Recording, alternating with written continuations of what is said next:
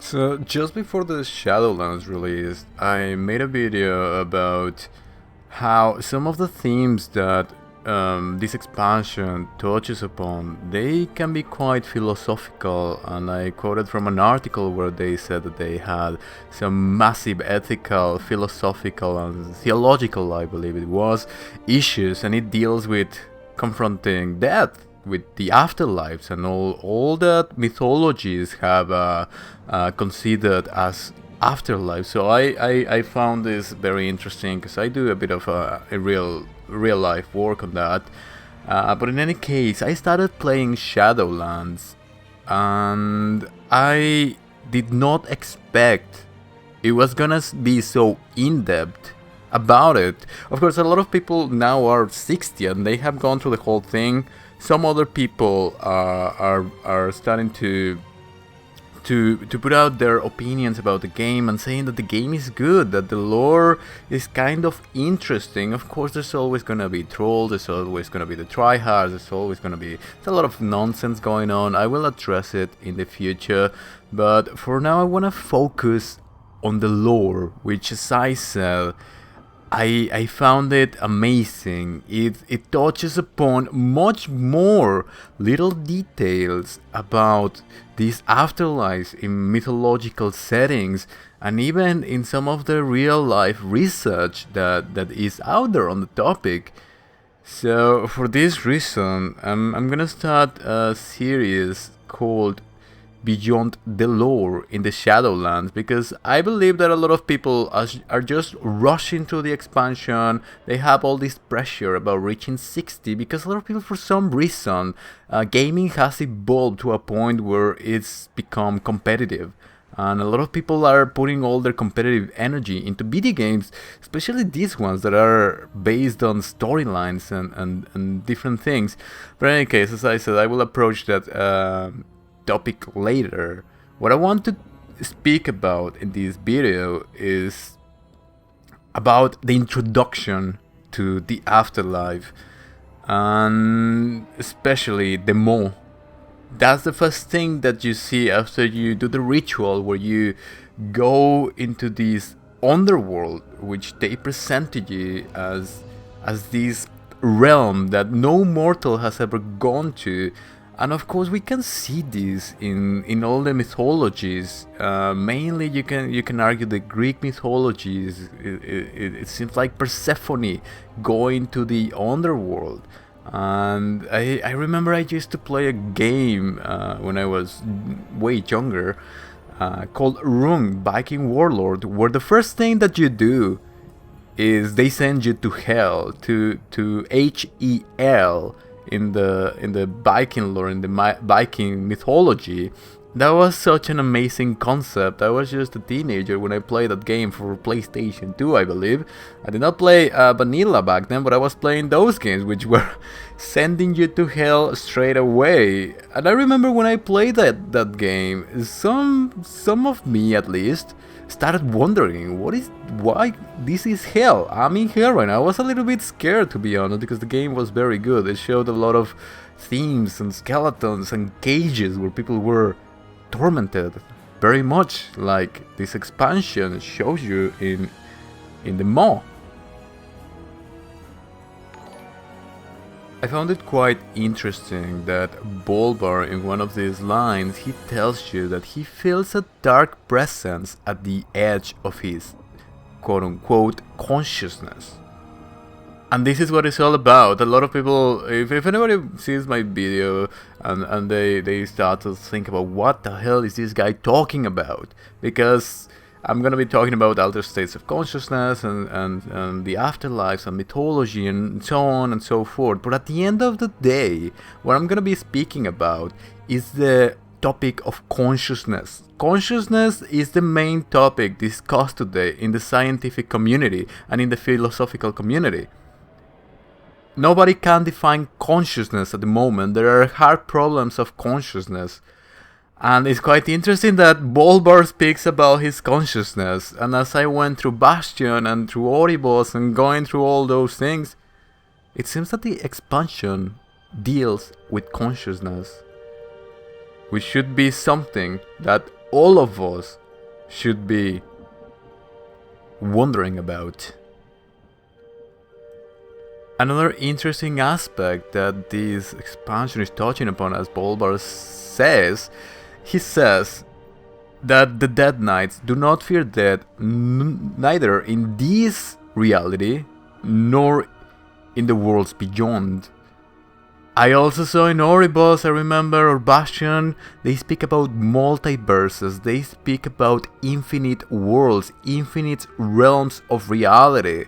As I'm saying, this is real talk in the topic of consciousness. All that what we think is imagination land and hallucinations and dream worlds, people are starting to think that perhaps there might be such thing. The idea of a multiverse is a very real theory in the fields of quantum physics. So yeah. We should be safe enough here for the moment. Okay, when you first arrived, I wasn't sure if you were even real, or if you were just another illusion meant to torment us.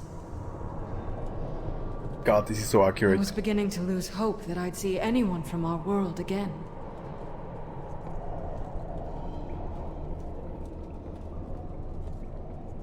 So you go into the mall and you start doing the classical quest from MMO, skill light of this, go retrieve that, move around, just use your abilities, etc. That's not important, that's classical, whatever. But then you get to a point where you meet Jaina. In the cinematic, she mentions something quite peculiar. She says that she didn't know if you were another quote-unquote illusion there to torment her. Now, this is quite interesting because it means that all of these things that are tormenting them are illusions. And as we see in the future with Bastion, and they have these imaginary things coming into life to haunt them. Also in this place, the mall, these are illusions tormenting them, some sort of unresolved trauma. And I find it quite interesting because this is a key item in these altered states of consciousness experience that I am talking about.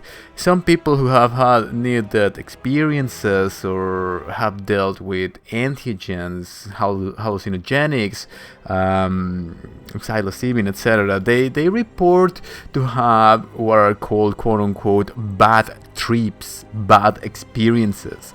Some people are convinced that they have gone to hell, and as we see in this narrative in World of Warcraft, they portray them more as what you would expect from hell.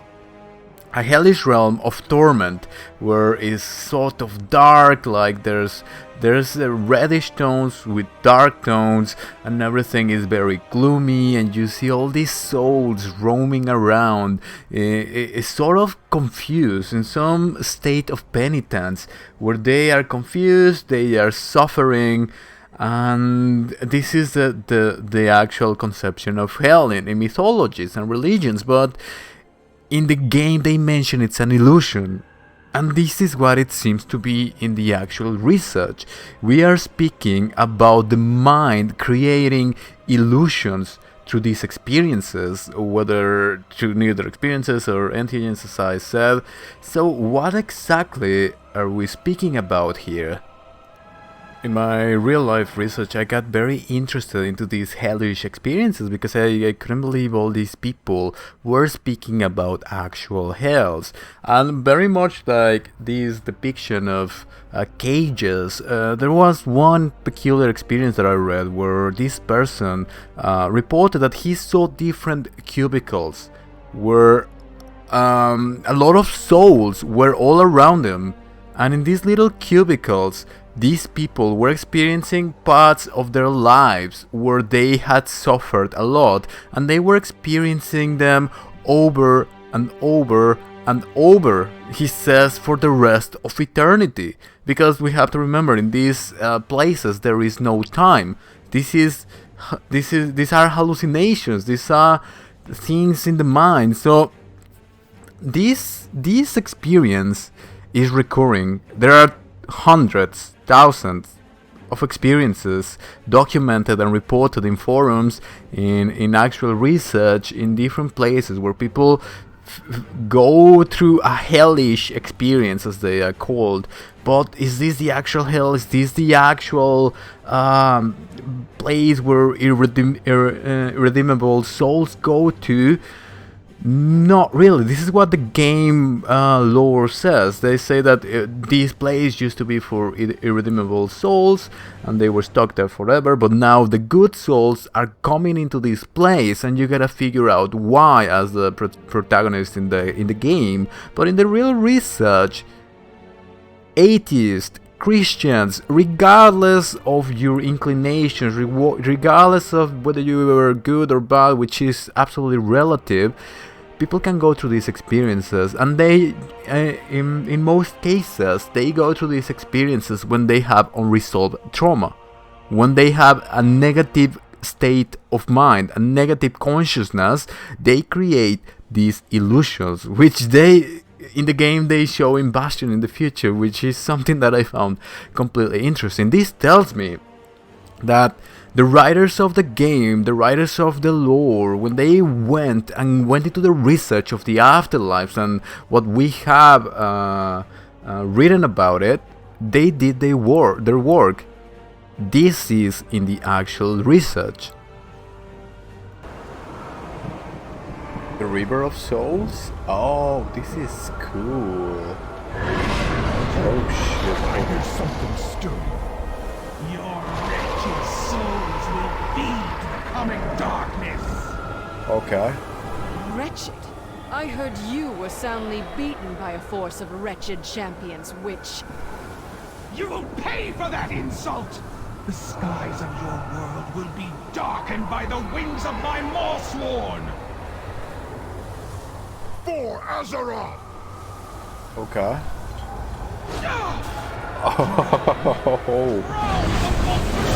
Oh no! Oh, bro, this is cool. What is this madness? This sound! It's unbearable! The sound. Keep moving! So all the souls are here. The Sea of Souls, the River of Souls.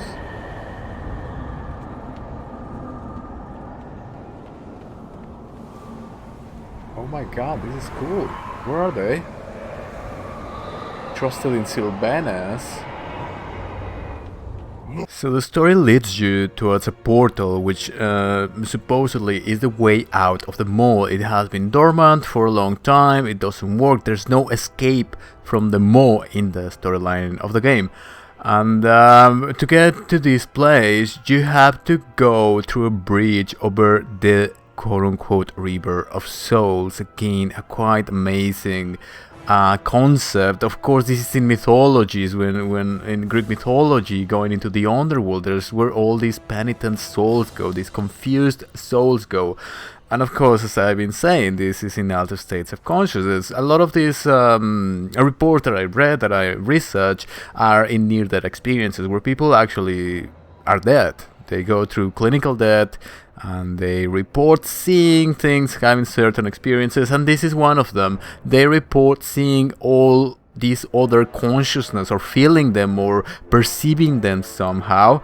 In the specific one that I mentioned before, where this person saw cubicles of people being tormented, he said something about that, about seeing all these souls pouring into this realm that supposedly, if it was just an illusion in his mind, where are all of these other souls coming from? And as I said, this is an illusion reported from many people, suggesting that these illusions, these realms within the mind, are shared between different minds. It's like the psychedelic research is showing. People are seeing the same things. People are reporting the same entities. So this leads us to believe, so maybe some of these mental worlds that we create, we can share them with others, which is on its own a quite fantastic and remarkable thing to be curious about. But what I am interested about in the part of the game is what Troll mentions about sound. He mentions about the sound being unbearable. You are swimming into this river of souls as you are thrown from the bridge, and the sound becomes unbearable, which reminded me of the spirit healer. When you die in World of Warcraft, you are resurrected by a spirit healer, and there's a very specific sound to it, a very specific audio track to this, where it sounds very mysterious. There's all these strange sounds, going past beyond the conspiracy theories, which suggests is some sort of a subliminal Blizzard message for you to keep buying their stuff or something like that. It's actually another theme in these reports. This is the theme of sound, the theme of heightened senses. This is written in the Tibetan Book of the Dead, which is part of my research. They say that at the time of death, you will feel like the world is crumbling upon itself. The walls around you will collapse, and you will hear as if the oceans were striking against you. This is also in out-of-body experiences, near-death experiences, again psilocybin.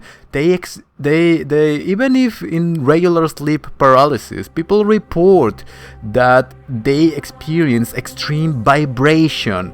And what is sound? Sound is vibration. So they experience vibration in the ways of feeling and in the way of sound, which is the same thing.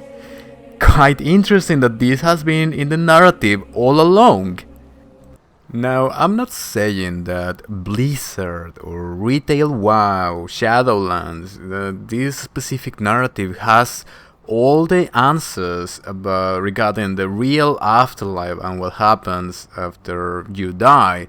What I'm saying is that these themes and these concepts exist deep within the human psyche and are present in a lot of narratives, and even to this modern day. People just think that this is just imagination and just nonsense and so on, but these stories and these concepts are present in ancient literature, ancient philosophies, mysticism, Buddhism, you name it.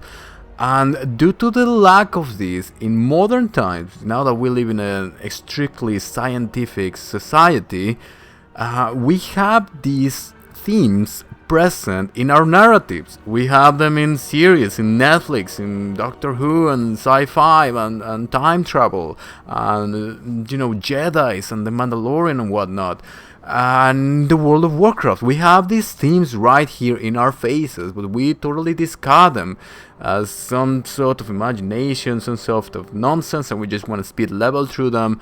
But what I'm trying to do here is to correlate these items to the real research regarding the afterlife, which is why I was so excited about this expansion, which is why I'm a paladin and I'm always researching all the theme of the light and so on, which I found it also in the research, which leads me into my most favorite part of these experiences. It all seems very gloomy so far, as I've been talking about this place of torment, about consciousness attuning itself with trauma, and perhaps what truly lies on the afterlife, a lot of consciousness together, confused and being haunted by their experiences or their fears or whatsoever.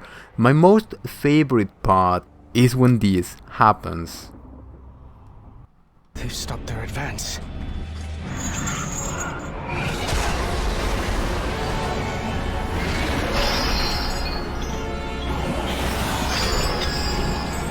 The light is with me, even here.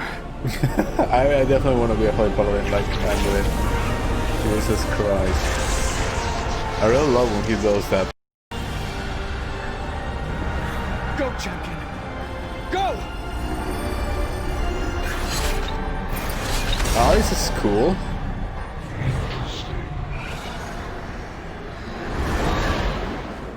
Indeed. Most of this altered state of consciousness experience experiences, whether it be near-death experiences, out-of-body experiences, psychedelics, any sort of this type of experiences seem to end in one of two ways. It is at the moment of the most disturbance, at the worst moment, the darkest moment, when they have entities all around them, or they're seeing bugs, or they're having all sorts of hallucinations, all sorts of psychosis, of this deepest emotional pain that they describe through their trauma and the things that they are working on these realms of the mind that I've been speaking about. They end in two ways. One is they suddenly come back into consciousness. They just come back from the trip, or they are resuscitated in a hospital by doctors, or something just happened. They just come back into consciousness, and they go on and have all sorts of mental trauma to deal with, and they can barely believe what just happened, and they try to make their mind about it. But the second way that these stories end, which is quite interesting, is that they see a theme of light, of pure light. I am not speaking about any religion. I am not speaking about any specific truth. I am speaking about what most of the research of the reports of these experiences tells us. They see a theme of light. Of course, some people from Western backgrounds, they see Christian narratives, they see Jesus, they see God, and they think that they see this. But also in the Eastern tradition, people experience. There's even in their literature, in their myths, there are Buddhas of light, what they call Buddhas of light. Some people see Buddha, some people see close friends, some people see their families, some people see blank slates, entities, incorporeal entities made of light. And in this experience, they feel what they can barely describe as pure love. They tell the tale that these entities tell them that everything is gonna be okay. They have nothing to be worried about. In that specific story that I was speaking about earlier, where this person sees all these cubicles and people being tormented by their illusions, as in the Lord they're speaking about. He sees Jesus, and he lifts him up from this place of torment, and he gives him a choice. Usually in these stories, they tell them that they have to go back. They still have something to do. They cannot remain in this place of ecstasy, this place of bliss, this place of wisdom. A lot of people simply say that they gained a lot of wisdom through this experience. They just saw something, they felt something, they run out of words to describe such experience. And we have to understand also the nirvana is supposed to be this blissful experience. So as we can see, this experience is in ancient philosophies, in the modern research, and as we can see, funnily enough, in our popular culture narratives. We made it so far. Thank you so much for watching. I'll be making this series. I know it sounds very crazy, all of this, but I was so mind blown when I was going through the whole expansion. And as I'm saying, this is about World of Warcraft, but this is beyond World of Warcraft. This is beyond the lore of the Shadowlands. Thank you for watching, and I'll see you next time.